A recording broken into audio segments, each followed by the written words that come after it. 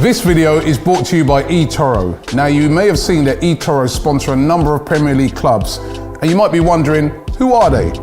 Well, eToro is a global investment platform with over 16 million registered users, which offers everything from stocks, currencies and commodities to cryptos like Bitcoin. Now, if you don't have time to invest, eToro is perfect. You can use eToro's CopyTrader feature, copy top performing investors, so when they make a trade, you make the same trade automatically at no additional cost.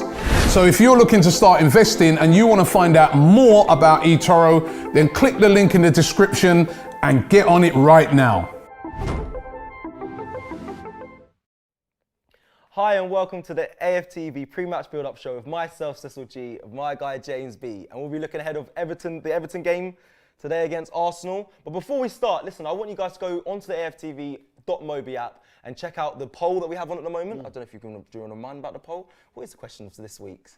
Oh my God, why are you asking me this? I think it's to other players back in manager. Or we can check it up. We can check it. I'll get it up. Make sure you go check it out, get involved in a poll, and make sure you do AFTV picks, guys. You can win a share of £1,000 and a load of trainers. And when I say trainers, I know that sounds kind of mad, so it might sound kind of dead, but it's not. There's Yeezys, there's Jordans, there's Air Force. They have all the top trainers, yeah? And all you got to do is do a free AFTV picks questionnaire. It takes 2 seconds. James is loading up right now. This is how simple it is. I've got the poll here. Are they playing for the manager? Are they playing for the manager? That's it. Are the team playing for the manager? Let us know in the comments. And let us know on the poll on AFTV.mobi. I want you guys to go check that out right now. Right, today, real good. I keep spinning. Sorry, I'm like just dancing on the ground here with my tippy toes. But today we have a really good show, guys. We have a lot to break down. Yeah. Giving you all the analysis for Arsenal, Everton, where we're going wrong. Someone special maybe returning today. You can put in the comments who you think that is. Let us know. Oh, someone's already put it in the comments. G100. I'm not going to say who. G100, shout out to you. Someone might be returning today. We haven't got 100% confirmation yet, but they might be making an appearance. But I mean, we can begin. Obviously, as you guys can probably see, it's a hat day for us too as well. Yeah, it is. Yeah. Anytime Arsenal are playing, hide your face now. The way we're looking. He's literally travelling like, please don't start a conversation. Let's go into the Southampton game. Obviously, was probably a disappointing result overall, but in the circumstances, I think there were positives to take, especially from where we have been as a club. But the first thing I noticed, because I know you want to break down the goals and sort of what went on there, but let's take it back to the very beginning. We kind of did this in our review show, but I want to go back to the 3-4-3 formation. I'll ask you again, what was your reaction when you saw we went back to a back three for that game? What, last week? Yeah, for the Southampton game. Well, we broke it down. I wasn't angry at it because I feel like we're more defensive. We've been leaking goals of recent, so it made sense to go back to it. And again, I think he's going to do it. He's going to play it again today, in my opinion. Yeah. I'm not angry at it, James. My feeling was I understood why he was doing it. Before we were boring, but at least we were not conceding many goals or many chances. And actually what we did was become a team that still couldn't attack, but was just conceding more goals and more chances. So I kind of understood why actually there was something that, while it didn't work in the way we want to, it had a degree of function. I just want to show you this. So while we went back to the back three and I was happy, I didn't feel he actually went back to the same system he did before. The system where basically whoever's your left wing back kind of plays in midfield. Let's have a look at what we did do. So here's how we lined up versus Southampton. And I'm just going to let the animation take it away. This is kind of how we looked in possession. And Nketiah always dropping in, doing that, hate to say it, Firmino, Kane role. Yeah. We've seen a lot of modern teams sort of adopt recently. Pepe and Aubameyang playing quite central. Pepe actually in the average positions was the highest of the two, which I thought was very interesting. And that's sort of how we looked at possession. It wasn't a case of Saka coming in field and Tierney pulling out wide so much. We even had moments where the team even did this, which I quite like, where basically Maitland-Niles will come into midfield and or come more central to pick up the ball when Pepe goes out wide. And actually there's a nice balance there, which I quite like. Yeah, I prefer that than him bombing down past Pepe and leaving us exposed. And that's not something Maitland-Niles has ever really been that good at. He's always been better at almost dominating that defensive right-hand space. Yeah. And if I just move it back to the 11 again with the 3-4-3. This is what we looked like, if we're going to come up here, when we were in possession before. We essentially had Saka on our left wing back coming into more central roles. It was Maitland-Niles who did it really well in the cup games against City, Liverpool, Chelsea at Wembley. Yep. And it was Tierney who'd bomb on, and we remember even the goal at Fulham when we won 3-0. It was Tierney who was bombing on, and Maitland-Niles who was getting beyond Aubameyang. Ultimately, didn't need to use him because he scored himself. Yeah. So I just thought it was worth pointing out that there was a tweak in the way we adopted the back three against Southampton, because obviously we always talked about being like too left-sided, playing too much on one side of the pitch and not the other, also because Aubameyang was there, some of our better players. I felt this one had more balance. Now, I want you guys to, everyone watching, I want you to pay attention to this. This is the formation that we adopt, like you said, when we're in defence. I want you to just remember this as we go forward in the show, because when I break it down later of the goals that we've conceded, this is the formation that we have, and it does get exposed when in transition. When it gets broken down quite easily. I think it does too. Should we look at that first Southampton goal? Let's go into it now. Listen, everyone in the comments, thank you so much. A little big up Cecil, big up James B. Sweegunis says, hey Cecil, hey James B, big up. I saw some other people saying big up James Cecil. People saying Arteta out, Cecil in, Arteta out, James in. These are good listen, thank you for today. A lot of the Toffees are here as well. A lot of Everton fans, as I can see. We've got a lot of Everton fans watching. But, you know, we're about to break down your team and hopefully we'll get a win. I'm confident today. I spoke to Don Robbie downstairs as well. I don't know what's breeding this air of confidence, but I feel like we can get a win today. And I've been negative in previous pre-match build-up shows because I had nothing to hold on to. And if I'm honest, again, there's nothing to hold on to. Yeah, exactly. I think it's something in the air. I don't know what it is. I just feel today we're going to get a win. I'm probably going to get bantered for it if we don't. But you know what? I'm feeling confident about my team. Let's look at the goals that we've been conceding. Right, should we play it through before you break it down? So just to remind ourselves, again, we obviously, of course, didn't have broadcast rights. So here we are recreating the goal as best as possible for you. This was basically what happened. Ryan Bertrand puts into Vestergaard. El Neni and Gabriel tried to press on Adams, who comes out with it and feeds Walcott for the goal. Now, you got a lot you want to say about this, So if we just press play on it now, just for a second, so this happens, and then it goes into now pause. Right, so this is where I'm getting frustrated, okay? I get frustrated by this a lot, guys, if you guys are watching. Please take note of this. The ball gets played into midfield. This is where we lose it many a times. This is where the goals come from. It doesn't get cut out here. And I always say, if you commit, you have to win the ball. That's a fact. And this is where we are sloppy. If we look at the Tottenham goals previously, it happened, I think Partey for the first goal, Partey and Gabriel tried to intercept it, missed it. He rolls them, plays it down the wing to Son. Son comes in and cuts in and shoots and scores. This is a regular theme. We're going to look at the Wolves goal in a sec. Let's bring it up now. Actually, while you're on it, let's bring it up now. We're going to go into the Wolves because the Wolves is the Wolves goal is the most obvious of it all. I know it happened a lot against Tottenham, but it's the most obvious. So if you take a look here, Dharma Troy rolls Xhaka. And like I said, if you go and commit, you have to win the ball. Obviously, Prudence with a bit of skill here. The goal you can't argue about, but again, it comes from the midfield, and I always worry about it. And James showed you what happens. He showed you the formation when we're in defence. I don't know if you can pull that back up. If you go to the first transition. Well, you want me to show you the 3-4-3, yeah? And then in defence. Perfect. I'm going to put this down to the side real quick. This is our defensive shape as a back three. Cool. And then if we move on to the last frame. Perfect. The last frame. Keep it rolling, keep it rolling, keep it rolling. Keep it rolling.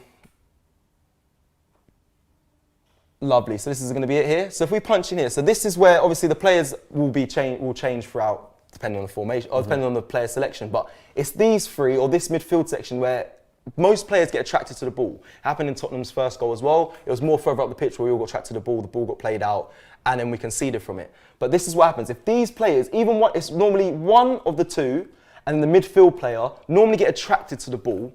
And like I say, if you commit and you don't get it, that's where we get punished. It's always in transition. Big up Graham as well. He talks about goals being conceded in transition. It happens regularly for Arsenal, and it's something that I hope Arteta's worked on and has realised, because if we've noticed it, I'm sure he has. So like I said, I think the midfield have to be assertive and make sure they get the ball in defence. Otherwise, we get exposed all the time. So that's something I want you guys to look out for today, and I hope it's fixed with. I think it was better with the partnership of Ceballos and El Neni. Do you know? I think, I believe so. I think it was better against Southampton, but obviously they did still score. I mean, you said it, and forgive me if I'm repeating anything, but you said it spot on here. Mm-hmm. If you press and think who are the best teams at doing it, Liverpool are very good at it. Man City, in their heyday, were very good at it. Tottenham under Pochettino were very good at it. When you press, it is about being full throttle commitment and winning that ball. So when Vestergaard gets that ball here, and he's looking for that forward pass. Okay, Nketiah, to be fair, is running to him. Pepe's coming inside. I don't think El Neni and Sabas have that bad a position. But it's threaded through, and Adams, it's identical to what happened against Wolves. Literally. 2 players, that time it was Tierney and Xhaka, went to Adama. But he spun them. He got round. He bypassed the press. And what you had was a striker, or a mid, or whoever it was, basically facing the defence. Yeah. And what you leave your defence doing is thinking, well, do I continue to press and chase and tackle them, or do I drop back? But when you're dropping back, you better hope you're faster than Theo Walcott. Exactly. Very few players are, even at his age now. And that ball's just threaded through. By that point, Ceballos, El Neni and Gabriel have all tried to make a tackle on Adams. Yeah. That's 3 players taken out of the game. And Tierney finding himself in an unusual centre-back position, basically, having to cover. Walcott's one-on-one. It's a really poor goal. And I said, I said in my fan come to Robbie that I felt a bit sorry for the players because I can see they're trying to press, they're trying to chase. They're a bit like Gabriel sending off. Like, they're trying to do the right things. It comes from a lack of confidence, things not quite going for you. Gabriel nearly won the ball back there. El Neni nearly intercepted it. And we wouldn't be talking about that otherwise. But it's just a bit of a common theme, as you said. So, what's the answer? Do you keep a back 3 and hope that they press better? Do you put an extra man in midfield? Because I feel like with Thomas Partey, those goals don't get scored. Interesting. You know what I mean? Yeah. But he was in the game. He's the expert. Well, he was in the game at Tottenham. He was. So but then I think that was more Gabriel's man. Maybe, I don't know. Actually, that's a good point. It's difficult, isn't it? Do you know what it is as well? I want to just highlight this as well. I spoke about this before. I've spoken to people that have played in the Premier League, and they say, and it's very well documented, the difference between the Premier League and Championship or League One is chances that get shown to you that normally get taken by the opposition. Shot conversion. There's a complete difference in the height. I don't know how to say this. Yeah, the shot conversion, basically, the goal conversion of it, if you have a chance. So what I thought about in this game was, you see how Gabriel gets tight for that, and should we show it one more time? Yeah. We spent a lot of time building these graphics. Here it is. We want to make sure you guys really appreciate it. Yeah, we want to really milk this. So obviously Gabriel gets tight here and he gets rolled. Now, if you remember back to the game, Theo Walcott had Gabriel got tight to Theo Walcott, and then Theo Walcott spun him to get Gabriel's second yellow to get him red carded. Now, I think that is due off the back of this situation here, because obviously when the players went in at half time, I'm assuming the players in the Premier League are highly intelligent. They realise what happens first. Is the defender going to be dropping off me, or is he going to be tight? Yeah. Gabriel seemed to be tight, got rolled, they scored. So then when it came to Theo Walcott, he already knew, Gabriel, he's going to be tight to me. Yeah. If I get the roll on him and I can get a second yellow, that's it. And I think that's how intelligent these players are in this level of football in the Premier League. And when you've got 2 up front like Southampton did, you can beat the press like that. Exactly. So, and I know, sorry to bring him up, but Mourinho, he's a tactician for things like this. He knows how to weaken a team. If a player's on a yellow card, they target him. They're very vicious in their play. They learn how to get into your head to make sure you get a disadvantage. So I feel like that is, what I'm trying to say here is we need to be more smart as players. And when I say we, I mean them. Needs to be more smart as players in the sense of, listen, you got rolled for the goal. You have to, on the pitch, realise, okay, that's where I went wrong there. Don't do that, adjust. If I'm on a yellow card, adjust my play. Obviously, I know as a centre-back it does happen, but the level of maturity you have to have in your play, I've always been told the game gets played in your head first before on the pitch. So you just got to be more smart. I've been screaming about it for a while. And I think that's it. I agree. I want to just touch on some comments. People were saying, what am I smoking? Thinking we're going to get a win today. I don't know what it is. It's something in the air. I have a feeling. I know that sounds crazy, but sometimes, I know you're like, but sometimes you've got to go with the feeling. I mean, when I'm not confident we'll win, but I'm confident that the team will actually turn up today. Yeah, and do you know what? I just feel... And try and work hard for the manager. Yeah, and me and James have sat down all through the week. We sat down this morning very early, breaking everything down, and I feel like we've got a lot of the predictions right, of what I think is going to happen today, the formation-wise, and how I think we're going to set out. And I don't know, I think it just breeds confidence for me. Jade Spade says, come on AFTV, love the content. Oh, big up. Thank you. yeah, I think a lot of the comments, again, the Everton fans seem to be here. Alexander said, did James steal Don Robbie's shirt? No. No, I was wearing this before Don Robbie. I was the first to rep the black and gold. We're going to do this. Yeah, and Alexander also says, we're going to do this. Say it, Cecil, as Don Robbie does. Oh, no, I'm not going to do that. No, I'm not going to do it. All right, cool. Let's move on. So we discussed about, the 3-4-3s and the different styles of that. We discussed, obviously, the goals we conceded and how we conceded them and where we need to improve. I think the midfielder just, if you go and commit, you have to win the ball. Otherwise, we get exposed. Tighten up so the spaces to play that threaded pass aren't there in the first place. Yeah. There's also that. That is also that. We have so many problems. There is. We did score a goal. Which is a positive. And we didn't lose. Should we watch it? Yeah, let's watch it. Right. Obviously, it starts with Gabriel out here, who plays a lovely, raking, lofted pass out to Saka. Bit of skill. See you later. Sorry. Again. Sorry. I'm so sorry to highlight this, but 3 players there commit. Walker-Peters, Walcott and Romero. So they commit, and it's the same. This is how we get exposed. If you commit, and the player, obviously Saka done really well. It was a touch of brilliance to get through and ball. But if you don't get the ball, I mean, I agree. And you see what happens. Saka did his version of what we've been feeling. Yeah. But then a lovely ball to Nketiah and Aubameyang. Oh, the graphics class. Yeah. Thank you. I wish I had my sound machine. It is good fun. Oh god. If I ever see that sound machine, physically. Maybe that's the bad luck. I think it is. I think since you bought that. I found this goal both interesting and non-surprising in the sense that, the fact that we scored a goal from open play, a very good goal, by the way. Some nice, intricate football around but it wasn't about getting wide and a cut back. It wasn't about crossing. It wasn't about anything like that or a set piece. It was actually good football through the middle. It goes out to Saka, who comes inside. Nice football with Nketiah to feed a Aubameyang goal. It was surprising. I didn't actually think if we were going to get back in the game that would be the sort of goal we'd score.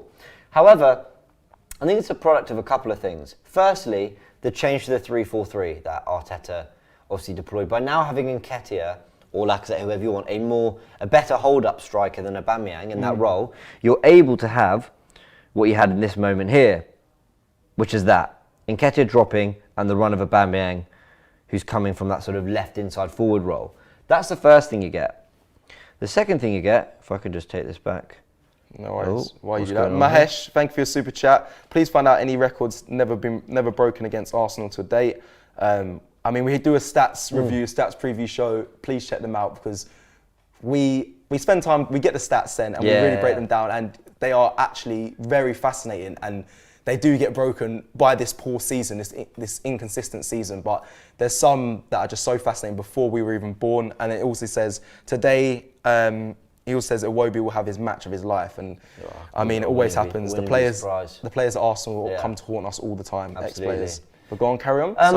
And the second thing you have here, in terms of how and why this goal was scored, is very simple. Saka's our best player, so he's more than capable of getting the ball out wide and beating 3 men. Something, by the way, that he's added really well to his game. Last year, I thought he was very good at making the run and finding the ball in the box. Yep. Now I think he's actually good at, he doesn't need the ball played in front of him. I think he can take it to feet and beat a man. Now that's not something I expected Saka to add to his game, because he didn't look like a player who necessarily wanted. You know how Martinelli can get the ball and dribble past a few men. Players, he can drive. I don't actually think Saka was that type. I thought he was more of an old-fashioned winger. No, I agree. I think he's been criticised for his being able to beat as much. He does a load of things brilliantly. Yeah. But I think one of those things he doesn't. You wouldn't expect from him. Yeah. But he's got a phenomenal low centre of gravity. Yeah. I mean, what we can't show you here, which I wish we could, is how he's riding the challenge of Walcott and he's nicking it past Walker-Peters. He's having to dip under Romeo. It's all. He is superb in this move here. People are questioning Saka, our best player. People are questioning us saying that, and I don't know another. Sorry, unless it's Gabriel. Saka's been our best player. Facts. I don't know what. Facts. Yeah. Even over. I would say that's Gabriel. Quite indisputable. But anyway, played into Nketiah, and then this is the third aspect: the fact that it's Aubameyang in front of goal. And I mean this with all due respect. The form and confidence of a player like Lacazette right now, Nketiah, you never really know what you're going to get. Pepe, to be fair, is very good in front of goal, but I just think in that position, despite the form, despite the run, you want it to fall to Aubameyang more than any other player. If you had to bet your life's earnings on him, you're saying, I'll do it on Aubameyang, please. And that's sort of what, it was good football, but also that was kind of, if it weren't going to be a set piece, that was kind of the only way we were going to score from open play, because it needed Saka to do something brilliant. It needed Aubameyang to end up in front of goal. I didn't see another way for us. Yeah, it needed a player I always speak about those things, but to have a touch of brilliance. It needs someone to grab the game by its neck, and we haven't got many players in our team, I think, that can do that. That can, when you're struggling, who do you look to? And if I'm honest, it shouldn't be Saka. No, it should be Lacazette, it should be Pepe, it should be Willian, it should be the senior it should players. be... Well, I mean, those are 4. Yeah, I agree with you. It should be the senior players, but Saka, again, he was class. I've been championing him for many weeks now, probably since I've started at AFTV.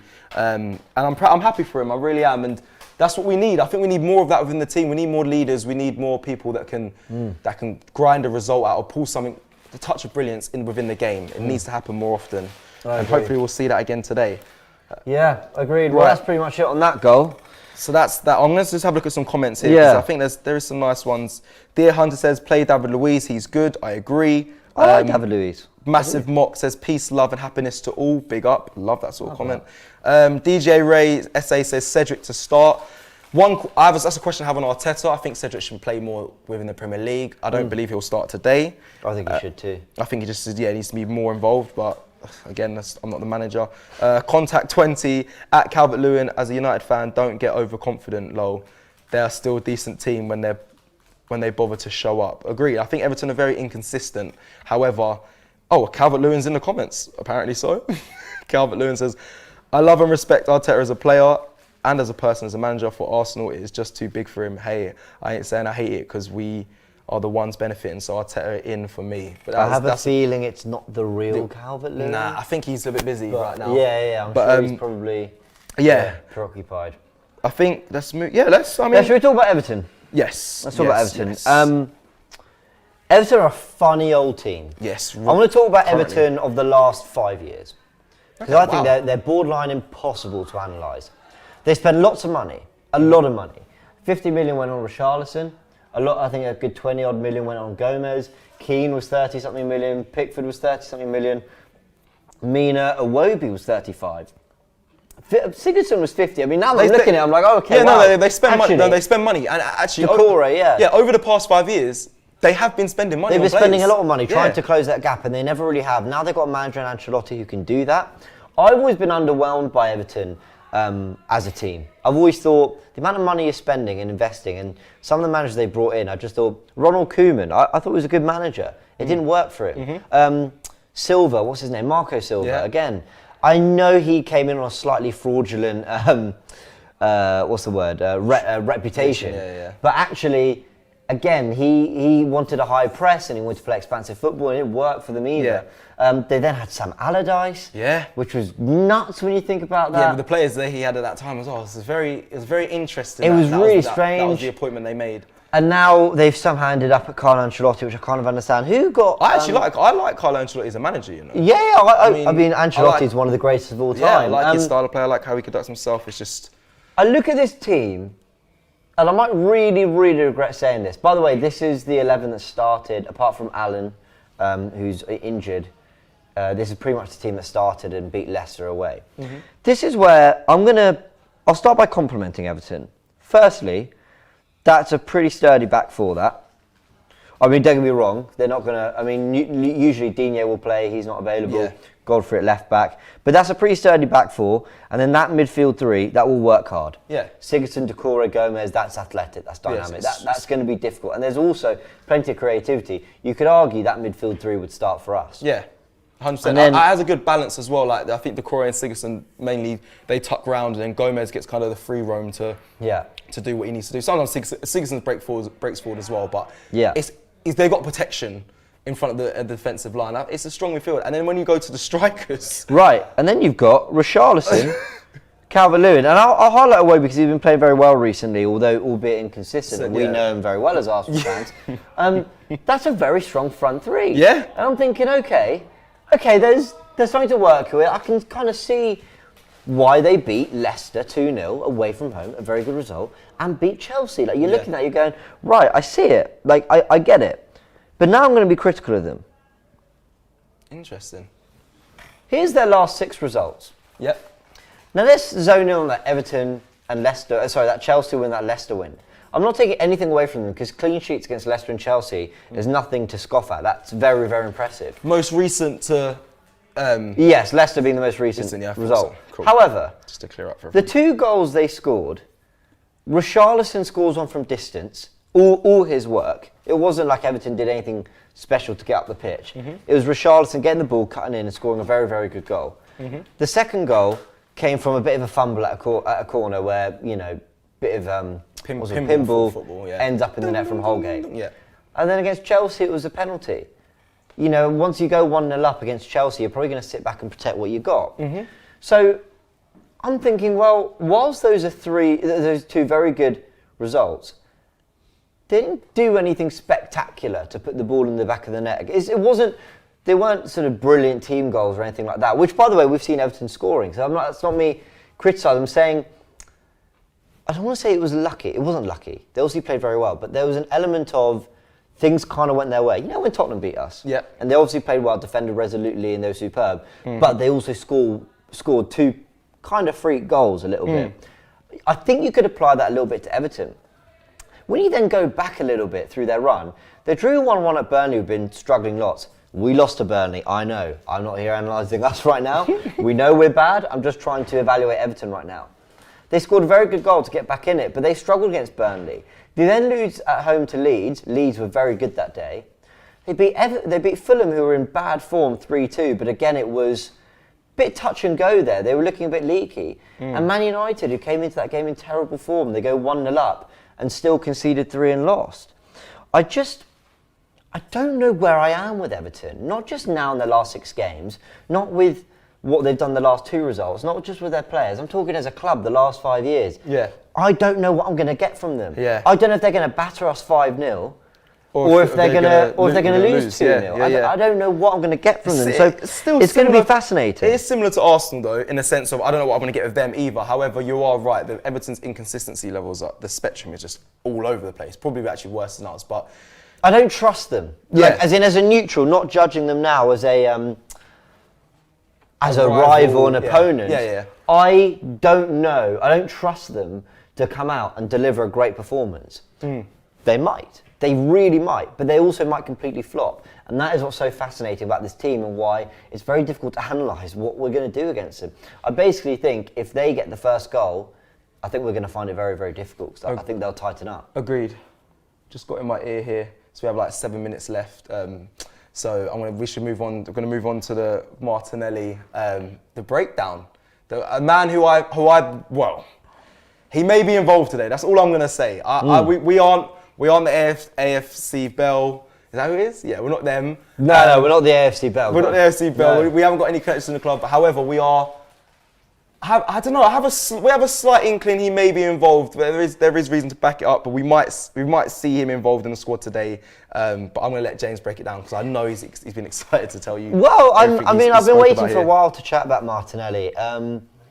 We think he could be involved, or at least on the bench in some capacity, because he wasn't involved in the under-23s yesterday.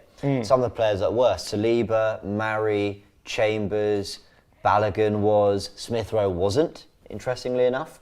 I wonder what's going on with him. Yeah, well, Smith Rowe. Yeah. Well, they've now, for anyone who doesn't know, they've now extended the subs bench from 7 to 9. Yep. You can still only make 3 substitutions, but you're allowed to have more players on it. I don't know what that helps or what the point in it is. We should be allowed 5 subs. But hey-ho, the decision's been made. Yeah. Martinelli, I'm sure, when he comes back, people will probably expect him to play out on the left. That's kind of where he played most of his football last year. But I want to put this forward to you, Cecil. What do you think of this?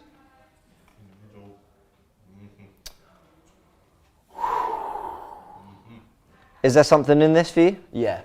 Only because I say that because I know Arteta wants a pressing, dynamic front line. I know he wants his players to be athletic and be high pressing and be able to finish off when given the opportunity. Now, I can be critical of Pepe. People say I have the agenda, blah, blah. His technical ability is second to none, probably one of the best in the team. However, it comes down to his consistency in his play, where he creates the chances enough for the team. I don't yet believe, but I think that may change with confidence. So if this is what we see and it's a regular front three, I think it's a dangerous front three to have for Arsenal. I would be happy in seeing it. And then a like for like, will Saka maybe replace? Saka to replace Pepe at a time. Not now, but I'm saying if it needs to happen, I know he's normally on the left, but if it needs to happen, I suppose he's in the squad there on the left, just further back. No, that's probably the future of what Arteta wants as well. I'm sure he's probably fighting for that as well. It might well be, and Martinelli as a striker is something that a few people have been speaking about. Let's go into exactly why that is. Here are the stats on Gabriel Martinelli in 2019. In the 2019-2020 season, he came for what, £6 million from Ituano, a fourth division Brazilian club. I appreciate we need to be a bit quick with this, so I'll go through them quickly. But in total, he made 26 appearances last season. He scored 10 goals and registered 4 assists. That's in all positions, across all competitions. 14 goal involvements in 26 appearances is really not bad for a kid who's 18, or was 18 in that first season. Who we signed for £6 million. Great business, Arsenal. Well done, Martinelli. All big claps, round of applause. Very, very good. He started 15 games. I thought was interesting. As a striker, he started 5 times, and that came across 3 Europa League games and 2 Carabao Cup games. Let's break them down more. Europa League goals as a striker, he scored 3, grabbing 1 assist as well. In the Carabao Cup, he scored 4 goals as a striker, overall getting 7. And assisting 1 as well. So 7 goals in 5 appearances as a striker with 1 assist. His numbers are strong. That's very impressive. Strong. Now, to remind you, that was Nottingham Forest in the Cup. That was Liverpool at Anfield, who, by the way, their kids have proven to be no mugs this season. So actually, that performance looks a little bit more impressive a year on than it did at the time. Correct. Even though we lost on penalties at 5-5, that was depressing. And otherwise, in the first team, he's played most of his football out on the left. I just think there's something in this. When people look at his goals, he scored headers in the Europa League. He scored with some sweeping finishes with the ball just landed. He put in the back of the net. He was a poacher in the box as well against Liverpool. He scored lots of different goals. Against Nottingham Forest, he picked up the ball by dropping deep, turning and then running at the back 4 and just putting it in the top corner. Gabriel has proven he can score all sorts of goals, and I just wouldn't be surprised if at some point this season we see him in this position here as the false 9. He's got the ability with his head, he's got the skill, he's got the pace, he's got the strength, he's got the turn. I think, as he might be on the bench today, or he might be involved in the squad, at least in the coming weeks, it's worth putting that out there now and being ahead of the game, maybe. Yeah. That with Lacazette struggling, and Nketiah, you don't know what you're going to get. Maybe this is the solution. Agreed, and I always talk about Arsenal needing 2 creative midfielders in this window. However, if this is what we're looking at for the future, we may only need 1. Obviously, 1 maybe for backup, but I think with Partey holding that the defensive midfield line and Martinelli back in, once Partey's broken up the play and played it forward, Martinelli, Aubameyang and Pepe, that is a dangerous striking 3, and we hope to see that, James. I'm going to be completely honest. I agree. Right. But this is your predicted 11. I know we've got to wrap up. Do we? Yeah. We have. Oh, let me check my. Yeah, we have 5 minutes. I'm being told. So this is my predicted 11, guys. The reason why I put this predicted 11 up is because I feel like this is the 11 that Arteta's probably going to go with, due to what's available to him. Depending on Luiz's fitness, I don't know if because obviously I think he is. He came on against Southampton, so I think he'll be all right. He'll be all right. Okay, cool. So this is what I believe we'll see today. The reason why I say it, I did thank you for you guys that commented and messaged me privately. I began with having Mari and Callum Chambers. I had them both starting. However, they played yesterday night in the under-23s game, so it's unlikely they're going to be involved. Well, it's unlikely they're going to start today. So I did a change of the back line. This is what I'm expecting to see due to that. I think Nketiah keeps his shirt, if I'm honest. I think he keeps his shirt after the last performance against Southampton. He worked hard, he did okay. Did what the team needed, obviously got his assist, so I think he keeps his shirt over Lacazette. Aubameyang out on the left. Now, we had a bit of criticism for saying we prefer him on the left. I know people were saying, yeah, you screamed for him down the middle, but he went down the middle and it clearly didn't change much. And I feel like him being on the left, it gives him more freedom, gives him more space to run into. And if I'm honest, I think it doesn't have a free role, but I think Arteta's kind of saying like, if you need to change it up and you end up in the middle of the pitch, I'm not angry at that. I'm not angry at that if you're in the middle of the front three. So I think that happens. I think Pepe as well also keeps his shirt. I don't think he played too poorly. Well, I want to ask you about these two actually. So you think Pepe? Yeah, and Maitland-Niles? Yeah. You think he keeps his shirt? Well, Bellerin's back. I'm going to be honest. He's available. Don't go there, James. He's there. I will flip this laptop and He's this got is the your best laptop. throwing in the league. Bro, I'll smash the laptop. If I see... Oh, I can't say it like that. Hold on, let me... Got someone in my ear telling me you can't do that, can't go on and play like that hard. Okay, cool. So basically, if... Bellerin doesn't deserve to start today. How about Maitland-Niles doesn't deserve to be dropped? There we go.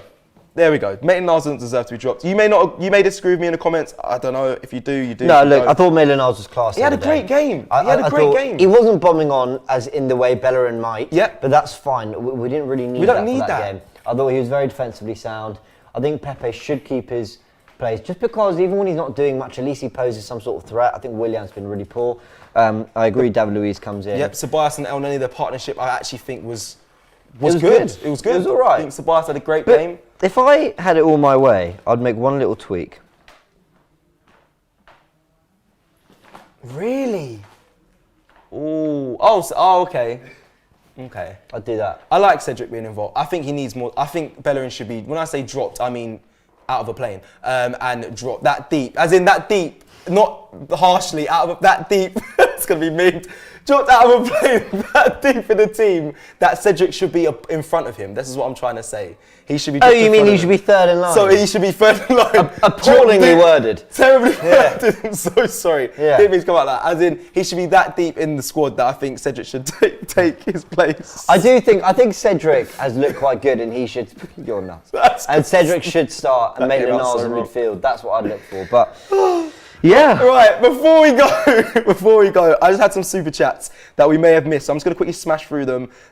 Dam says, can I do score graphics, please? I sent an email. Unfortunately, we have someone for that, but thank you for your super chat. Maesh says, we spoke about this, please find the records, obviously, of Arsenal to date. We go check the stats preview and a review show. We talk about all the stats throughout the game. S07 Aslam, thank you very much. We need to win the midfield battle, so I'd have Maitland-Niles, El Neni and Smith Rowe. I mean, we'd love to see more Smith Rowe. James has a Smith Rowe t-shirt, I'm sure, in his closet. I've just stopped getting excited about it. Yeah, because it's I don't know what's going on. Get let down every week. But you're right, the midfield battle has to be won today. If you've missed it, check the beginning of the show, we break it down. Tom says, boys, just watch Norwich, Buendia, Aarons and Cantwell simply walk into this team. They all walk into this team. We literally just had this conversation before we're going live 2 minutes ago. Bro, Tom, thank you for your super chat. We all agree. Yeah. And we hope we sign all of them. Yeah. And Bijou Texira, I can never see your name, but thank you. I know you're a regular. 100% crying out for Martinelli to come off the bench. I will lose it if Willian starts. Okay, listen, for me and James, that is it for today's pre-match build-up show. Thank you for watching. Please go check out the AFTV.mobi app where you can do the poll of today. We need you to go smash it up. Are the players back in the manager? That's the question. That's the question. Please let us know and make sure you check out AFTV picks to win a share of £1,000 and brand new trainers. You may even get a pair of Yeezys. Thank you for watching. We'll see you for the starting 11 up next.